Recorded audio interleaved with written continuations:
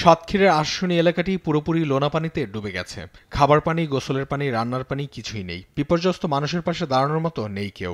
এমনকি শিশুদের মুখে খাবার তুলে দেওয়ারও কেউ নেই। বাচ্চা নিয়ে কোনো থাকার অবস্থা নেই, তাই চলে যাচ্ছি।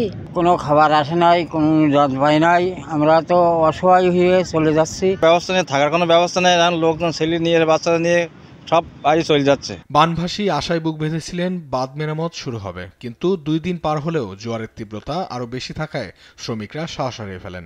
এই বন্যা গত 2 দিন ধরে জোয়ার ভাটার পানি অনবরত চলাফেরা করছে।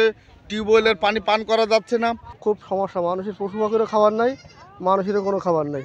মানবিক বিপর্যয়ের মধ্যেও স্থানীয়রা দ্রুত বাঁধ মেরামতের কাজ দেখতে চান, যাতে তাদের ঘরবাড়ি, খামার ও ফসলি জমি থেকে লোনা পানি নেমে যায়।